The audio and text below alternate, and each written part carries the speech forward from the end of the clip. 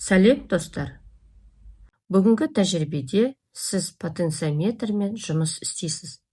Потенциометр бұраған кезде кедергісі өзгеретін айнымалы резистор. Егер оның төменгі аяғын ГНД-ге, жоғарғысын плюс 5 В-ға қоссаңыз, ортаңғы аяғының бұрылуына қарай 0 мен 5 вольт аралығында кернеу пайда болады. Потенциометрлер дыбыс деңгейін, жарықтылықты және басқа параметрлерді реттеу үшін қолданылады. Бұл тәжірибеде сіз потенциометрді пайдаланып, жарық диодтың жану жылдамдығын өзгертуді үйренесіз.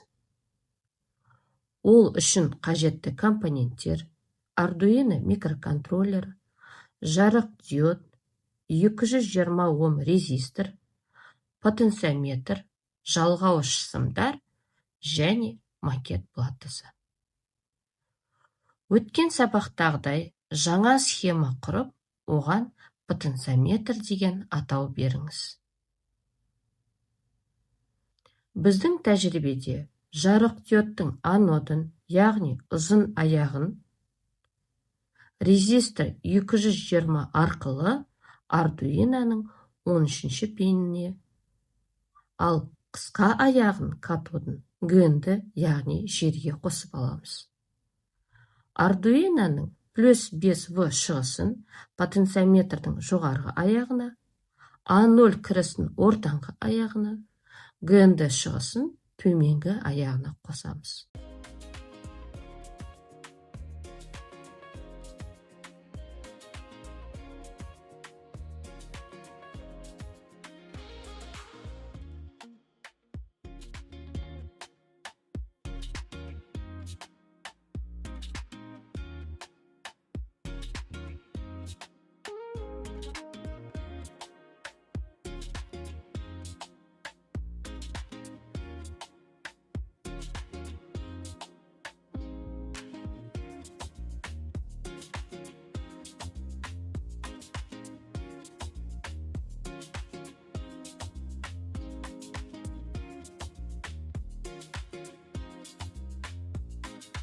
Жарық диодты жыпылықтату үшін Arduinoны қосып өшіруді басқаратын бағдарлама қажет.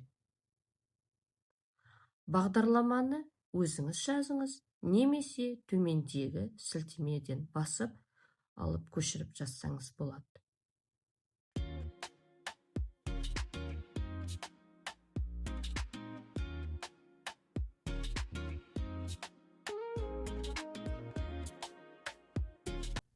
Не байқадыңыз? Симуляцияны қосқаннан кейін потенциометрдің тұтқасын бұрғанда жарық диодтың жану жылдамдығы өзгеріп отырады. Себебі потенциометр бұрылған сайын А0 кірісіне түсетін кернеу өзгереді. Ал бағдарлама сол мәнді күту уақыты ретінде пайдаланады. Ал енді тапсырма.